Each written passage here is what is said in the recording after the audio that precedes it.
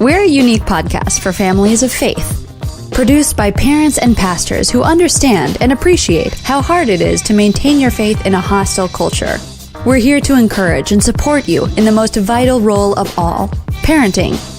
If you're feeling overwhelmed and afraid, it's okay. You're not alone. Brilliantly Brave is hosted by two honest and engaging dads with 9 kids between them. A road tripper, author, and pastor, Father Brad Matthias, and iShine founder, solo parenting expert, and all-around foodie, Mr. Robert Beeson. Join us each week as we explore and engage with some of the most intriguing, inspiring, outrageous, and awesome parents in the world.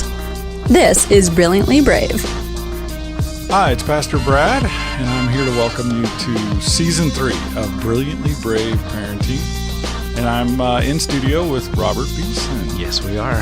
Hey, Brad, how are you? See, I was very nice. You were nice. I didn't change my tone. You're maturing. You're maturing. I'm proud of you. Thank you. You got your big boy pants on. My big boy pants today. We have a special guest. We have a young lady by the name of Carol McLeod. Yeah. She's the head of Just Joy Ministries, and she's a prolific author, speaker. Yeah. She's very, very active in the area of the family, and in particular, motherhood. So welcome to Brilliantly Brave Parenting, Carol. Thank you so much. I'm glad to be here, and I like you already because you said I was young, so we're already best friends. Well, you know, I really enjoyed reading your bio. I can tell you've been very active. You've been very involved in the family, and the only thing that I was a little concerned about is the fact that you're an ACC basketball fan. I was just a little concerned about that. Our family is ridiculous. We just love ACC basketball. Who do you cheer for? Well, you know, we are in Tennessee, so sorry. Yeah, so right now it's a split between Vanderbilt and UT. So we don't have football, so we have to root for something. You know, if you want to leave the dark side, we would welcome you to ACC. Just saying. Well, that's awesome. I was looking at your website earlier today and just kind of reading a little bit of your bio. And you say that you're a Christmasaholic. And I am. I think I might be afflicted similarly. I think you're right. Brad is very much, he actually believes he's Santa Claus on some level. And so I'm not kidding. The man buys gifts like you would not believe. Well, there's nothing wrong with that. You know, I'm the recipient of the gifts, so there's absolutely nothing wrong with that. That's right. Yeah, October 1st is a national holiday for our family because it's the first official day of Christmas music season. And when I would hold my newborn babies in my arms, I have 5 of them. First, I would sing, Jesus Loves Me. And then I would sing, I'll Be Home for Christmas, because it's the McLeod family theme song. And so now they're grown and gone. The nerve of those kids, they left me. But every morning on October the 1st, I call all of their cell phones and I sing to them, I'll be home for Christmas, just to remind them what the priority is. Very well done. Nice. Yes, absolutely. I like her. Yes, I do too. Yeah, I think she's pretty awesome. She's one of us. Yeah. I am. She's a Christmas elf. Yeah. Well, just call me Mrs. Claus. That's right. Yeah. Well, Carol, I'm looking at your bio. It talks about the fact that you've written 6 books. The Rooms of a Woman's Heart, Defiant Joy, is that correct? Yes, Defiant Joy. With Thomas Nelson, which is a great publisher. And then Holy Estrogen. I love that title. I can't help but love that title. Isn't it great? I'm living with someone who needs to read that, I think. I'll send it to you. I've been married 27 years. I have my first grandchild this year, so I'm entering into a new season of empty nest. Robert has 6 children in a blended family, and his are still mostly at home. Yeah. Well, yeah. I mean, that's changing. It's changing every year. Yeah. It's just like a constant drip out into the world.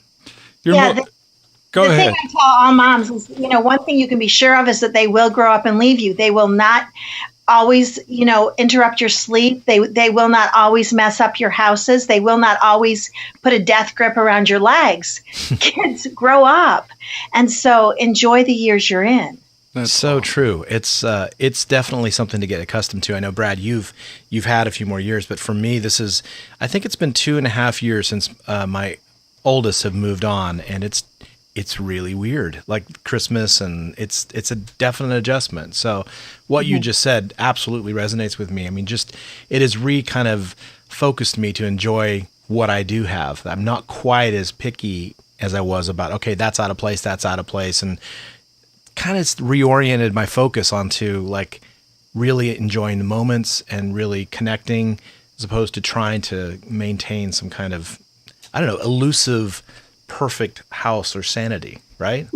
I think I was a better mom to my younger ones than I was to my older ones because I appreciated the season I was in to a greater degree, and I was more relaxed. But I always tell moms, motherhood is when the days never end, but the years fly by. And from my perspective, looking at motherhood in the rearview mirror, how true that is. Where did it go? Where did 18 birthday parties go, and 18 summer vacations, and 18 Christmas mornings? They go. So it's so important to live in the moment and to not be ruled by your frustrations. Life is seasonal, especially for a woman. And what I tell moms all the time is, listen, don't be shoveling snow when you should be planting flowers. Know what season you're in and act appropriately to that season. And for those moms or dads who are listening today and who have kids at home, hey, be all in. Put the screens away. Put the phone away. Be all in to the season you're in, because it's not going to last forever. That's such a good reminder. Good. I love that quote. Don't be shoveling snow when you should be planting flowers. Yeah. What a great quote. As parents, it sounds like we have similar seasons and path that we're on. I'm noticing the titles of your books, and the thing that I really enjoy is the fact that you're moving past surviving parenthood to focus on how you can thrive in parenting. And I think that's a really important distinction. I know a lot of parents, especially the ones that are listening to our podcast, are probably just trying to figure out how to survive this week. They're overwhelmed, they're discouraged, they may feel depressed. A lot of moms feel depressed. And I can't help but think that your books would be a tremendous resource for the parent right now who's struggling. I know you've got a couple of new books coming out. Can you tell us about that? Yeah, I had a book come out February 1st, Brad, and the name of it was Pass the Joy, Please. I love that. And it's passing the joy of motherhood from generation to generation. I speak so often at MOPS groups and at parenting conferences and seminars. And what I've noticed is that we have lost the joy of parenting. And of course, in my particular case, of motherhood. And so I just wanted to kindle that afresh and anew in the next generation. I want to make sure that they realize the significant calling to which they have been called. I believe that what happens in your home at your street address is infinitely more important than what happens at 1600 Pennsylvania Avenue. I believe that the decisions you make in your home are eternally more important than what Congress decides on any given day. And the power that mothers have been given to change the world is exponential, and it ricochets from generation to generation. And so it's important for voices like mine and voices like yours to tell young parents, you are enough. And what you are doing is so significant. Wall Street doesn't understand Oak Street. And what you're doing within the walls of your home. Listen, somebody's going to raise the next Billy Graham, so why not you? Somebody's going to raise the kid who discovers the cure for cancer, so why not you? And for goodness sakes, will someone raise a man or a woman who can be a person of value and be our president? Will someone do that? Yeah, quickly, please. Yes, quickly, like yesterday. But I don't want mothers to get lost in the dishes and in the laundry and in the peanut butter and jelly sandwiches. I want them to know what they're doing is important to heaven, that heaven sees them and heaven is applauding them as they go for walks and use sidewalk chalk and have glitter on their kitchen floor. These are good days. Yeah. So enjoy them. Yeah. I think that there's so much power in what you just said. It's easy for us to get caught up in, social media can be a really difficult thing to counteract because we look at the highlight reels of everybody else and we start measuring ourselves against everybody else's households or what they cook or what they look like, and we start focusing on our family and go, well, we're not quite there. There's still dishes in the sink. There's still whatever. And so we are on this rat race of trying to keep up with something that actually doesn't exist. It's just a highlight reel. And instead of like living in the mess and enjoying the presence of our kids, other human beings that we are charged with raising, instead of being present with them, we are constantly kind of trying to connect all the dots, and those things, they don't really matter. So I love that you're reorienting us to the connection that happens in the home, because that, I couldn't agree more. I was a single dad for 8 years, and I found myself, and I was raising 3 girls of my own full time. Bravo. I salute you. Well, thank you. There are many single parents out there that are in the same position. But the thing that I really woke up one day and said, I am so task oriented that I'm not heart oriented. I'm trying to keep all the things together instead of going, you know what? It's okay if the floor isn't swept today. I'm going to sit on the floor and open up some chocolate ice cream with my daughters and get some spoons and just eat it. I mean, let's do something that connects us, and so that I can feed into their lives. And it was an important lesson for me to learn, because as a single parent, you're trying to keep up with everything, and you're half of the parent group. So I love the fact that you're saying that even as moms feel overwhelmed because there are so many things to do, it's important to be reminded to find the joy in the moments, which is what I hear you saying. It is. And, I tell moms, listen, as far as I'm concerned, I do know how to count, but as far as I'm concerned, Pinterest and Instagram are 4-letter words. Get rid of them and enjoy what's happening in your home. Celebrate the joy that is unique to your home. That's just so important to me as I try to pass the joy of motherhood to the younger generation. And to really teach them to celebrate. I try to give them practical things to do, like on St. Patrick's Day, serve green mashed potatoes. On April Fool's Day, serve hamburgers for breakfast and pancakes for supper. But have a blast being a mom. Think of the things that you can do. On Fridays, what we used to do with our kids is we would put a laundry basket in the middle of the family room floor Friday morning. And we'd say, okay, fill it up with books. And when Friday night came, we would have a book party, and we would read for hours and get through as many books as we could. And I'm telling you, the joy that happened there and the memories that happened there, it's worth more than gold to us now. It is worth more than pure gold to us. Yeah, Carol, you bring up a really interesting sort of issue that's raised its head in families in the last decade, and that's this sort of hyper critiquing of each other that comes from the Pinterest and Instagram and Facebook culture. When you see someone else's life that seems to be perfect, perfectly ordered, perfectly set up home, the latest white kitchen, the latest appliances, and so I think there's a lot of discontent and real fatigue that can hit especially moms when they look at their homes.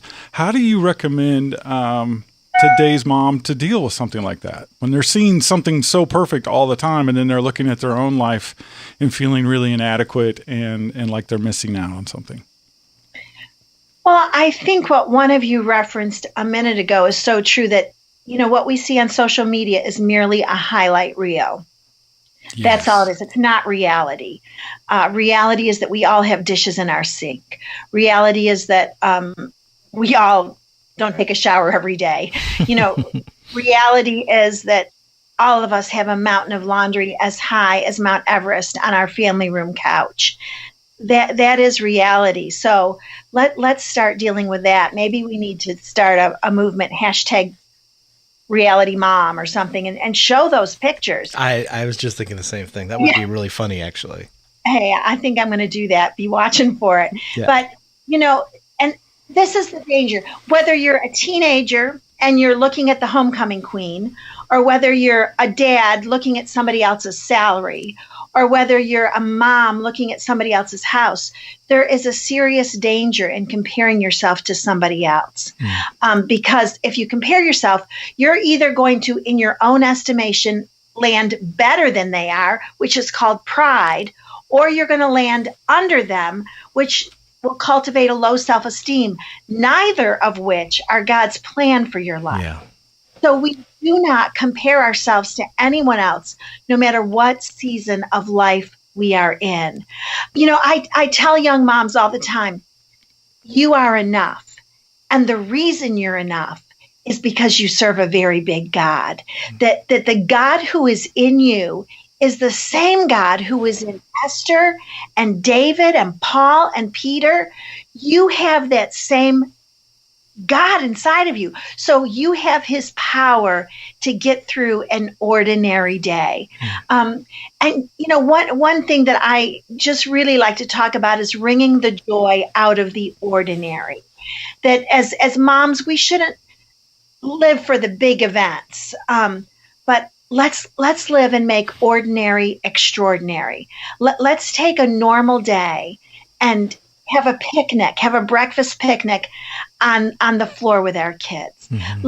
Let's turn ordinary into extraordinary, because you're there and because God is there and because you're enough to raise these kids that God has given to you. I think that's great. And I think it's also modeling for our kids the appropriate perspective, because they need to, we do live from high to high to a certain extent in this world. Like, what's the next achievement, or what's the next pleasurable thing that I can do or accomplishment, instead of looking at the ordinary and kind of recognizing the extraordinary in the ordinary.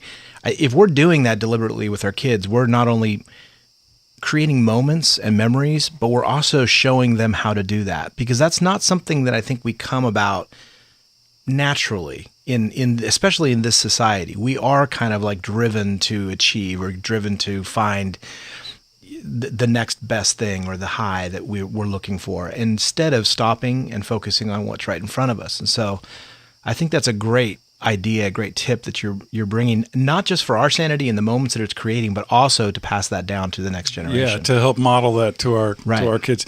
Carol, I'm a pastor, so I want to get practical here. Yeah. I mean, we have moms who are really looking for affirmation. They're looking for acceptance online. I mean, they're not feeling like they're a good mom. They're not feeling brilliant or brave in their parenting. That's why we named this podcast what we did. So what can a mom do who's struggling to find that support, that encouragement? Maybe her parents are far away, or she's estranged from them. What practical advice can you give that mom? Do they need to pull off of social media, take a break? Or, what can they do to sort of stop that envy, comparison, syndrome that can happen in social media? Yeah, one of the things that I tell young moms, I have this list of emotionally healthy habits for moms. And one of my tips is do life in community. And social media is not community. Social media is technology. And, in times past, there were quilting bees or barn raisings or church dinners. And today we've replaced all of that with Facebook and Instagram. So if you find that the green monster of envy creeping up on you, shut it down for a while. But more importantly than that is find a community. Find a small group that you can do life with, whether it's MOPS or the women's Bible study at church. Hey, I am a church girl, and I'm all about connecting in the local body of Christ. And what I tell young moms is this. And when you find your group, when you find your tribe, and please find one, make sure that it's not just young moms, because Titus 2 says the older women are supposed to teach the younger women to love their husbands, to love their children, and to be keepers of the home. And that word keepers does not mean housekeeping. It means to guard your home. And so there's a role for the voice of somebody like me in this tribe of women. I love the story of that Old Testament king. I think it was Jeroboam, Solomon's son. And when Solomon died and Jeroboam became king, he listened to his father's advisors, but then he shut them down and he went to his own peer group and he only listened to his friends. And he was king for 17 years. And the nation of Israel was at war the entire time he was king. And I really think that if he had listened to the voices of the older generation, he would have left a different legacy. So, we live at a time in history where young people don't want to listen to us. But listen, if you were going to play at Carnegie Hall, you wouldn't want to be tutored by somebody who could only play chopsticks. If you wanted to be an Olympic athlete, you wouldn't train with somebody who'd only walked around the block one time. No, you'd find someone who had done it as a lifetime experience. And so I say to young moms, find your tribe, find your group. Again, whether it's MOPS or a women's Bible study, or invite them to your home, my goodness. But make sure that you invite an older mom or two because you need them for emotional and spiritual stability. Yeah. And I would also, we have something going on in our church that is dealing with exactly what you're talking about, and that is just the relationship between the older and the younger.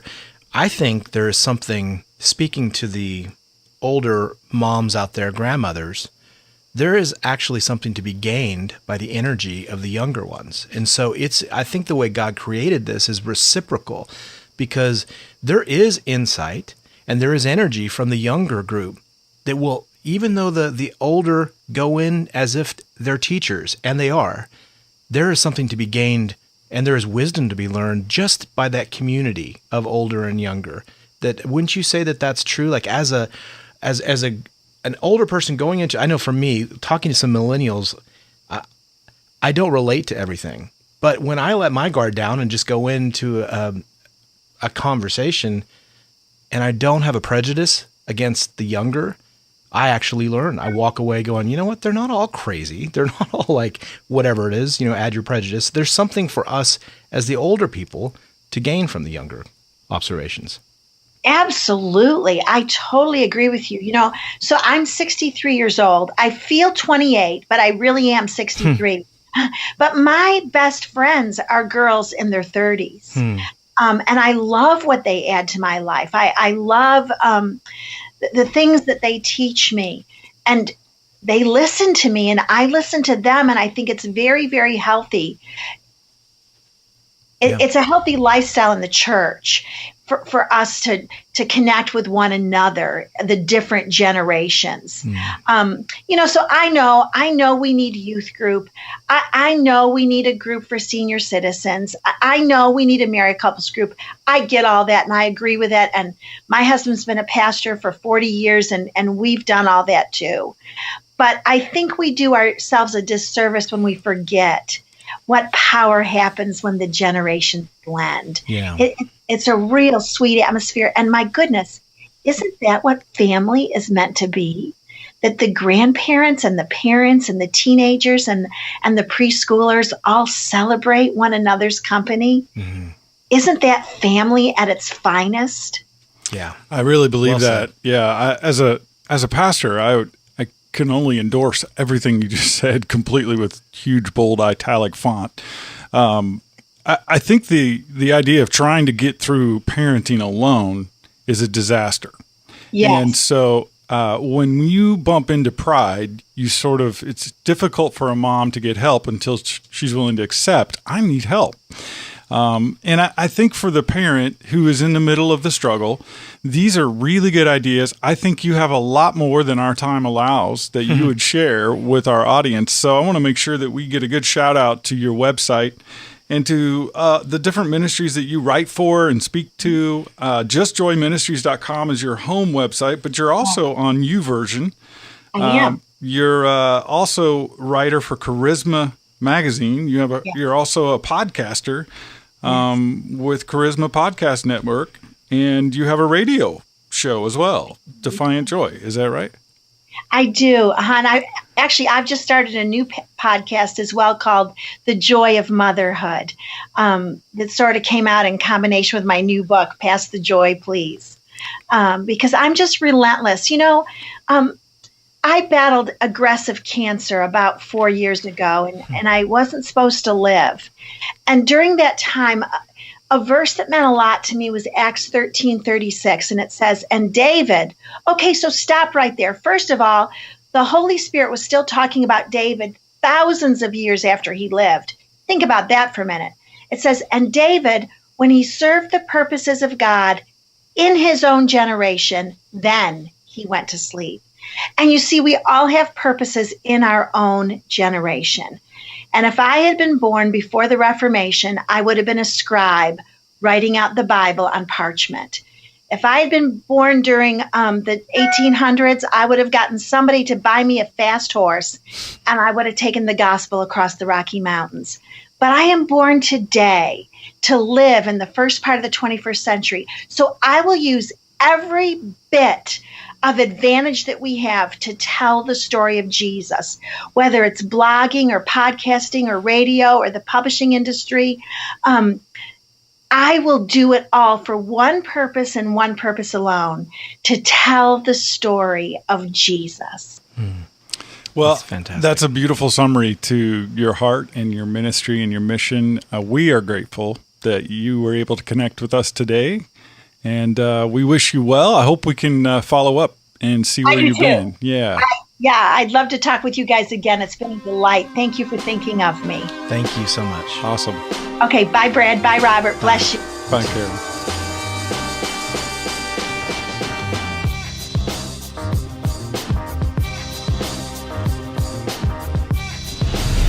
iShine is a faith-based ministry and media company that looks and feels a lot like a Christian version of Disney. iShine is more than entertainment. We're the producer of the largest Christian tween TV series in the world, a nationally syndicated radio show, a Nashville-based record label, host to multiple live tours and summer festivals, an interactive website and social media, and a provider of printed and digital devotionals, preteen Bibles, and church curriculums. But more than anything, we're a trusted Christian resource for parents and pastors. You can turn to us for all things tween.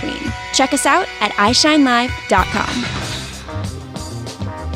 Well, Robert, that was an energetic interview. I loved her. Yeah. She knows what she's talking about, and you can tell that she has spent time really focusing on how to deliver concisely what she's trying to say. Like she's on it. I noticed at the very end the way she slipped in this little tiny detail that she almost died 4 years ago with aggressive cancer. And here she is writing about joy. Right.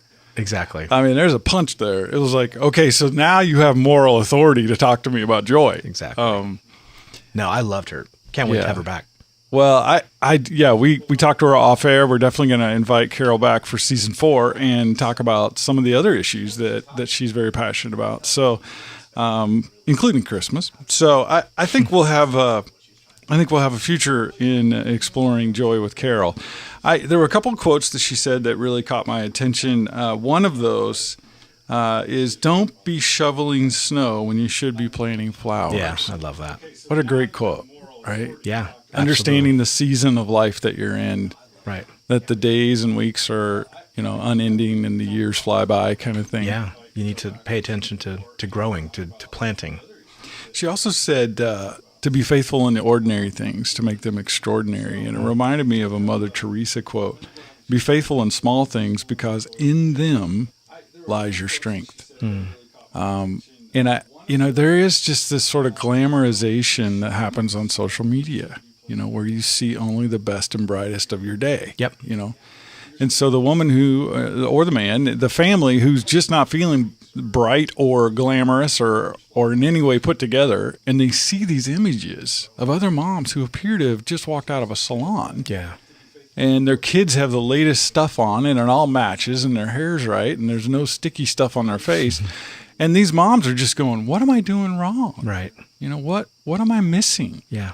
Because we're measuring ourselves against people. And it's a fake measurement. Mm-hmm. It's because that's not real. And it sneaks up on you. I think we have pretty good filters when we see something on Hollywood, right? Yeah. And I think if we open a Glamour or a Cosmo magazine, of course, like I think we have these filters and we're like, okay, that's not real. This person isn't really looking like that. And they had a team of makeup artists do their hair and make, they look amazing. But if you strip all that away, they're probably a lot like me. Mm-hmm. Social media is different because we look at that and go, well, that's real. Right. And we don't have the filter really developed that says, hey, wait. We have to remember that everybody is living a story, and it's messy. Yeah. And even the highlight reel, behind the highlight reel, there's a sink full of dishes. I mean, it's like and there were 47 pictures taken that were all deleted until they got the one that really showed the silhouette they wanted, right? We all know that, right? Yeah. I don't do that. No, of course you don't. No. I just don't let them take pictures at all. Well, I thought that was a very helpful, the moral authority of being a grandmother, writing 6 books, having all this activity. She's very, very obviously articulate. Yes, very. Very, very experienced mom. She's a graduate of Oral Roberts. Mm-hmm. Her husband's been a pastor for 40 years. I mean, this is a sage. This is that wise sage. And so for moms who are young or feel like they don't have that voice in their life, this is a must for them. Go visit her website. Yeah. Find out where she's speaking. Buy her books. I think you'll be better for it. Yeah, I agree. Well, what a blessing she was, and I look forward to speaking with her again. Just to remind you, we depend on your support. So if you would go to our website, brilliantlybraveparenting.com, you can get any of our podcast guests. You can see their bios, their pictures. You can find their websites, and you can listen to the podcast on iTunes or SoundCloud or really anywhere. And so we appreciate you going to the website and listening and sharing it with a friend. Yes, we do. Thank you so much. We'll see you next week. God bless. Parents, remember, even if you may not feel brilliant or brave, you are. For God gave us a spirit not of fear, but of power and love and self-control. And I am not ashamed, for I know whom I have believed.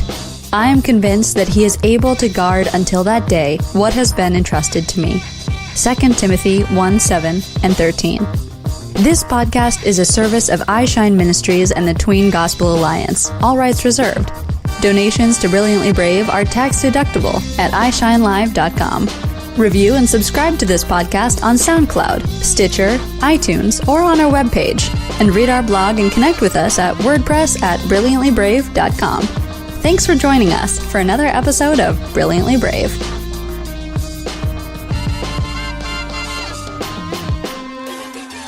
Have you checked out iShine Connect yet? It plays on your local TBN station every Saturday morning, featuring your favorite iShine artists and personalities. iShine Connect is a TV show that looks at life from a spiritual angle, so that all of us can know what to do in a certain situation, at home, at school, with our friends, and to have a little fun at the same time. It's visual iShine every Saturday on TBN. It's iShine Connect.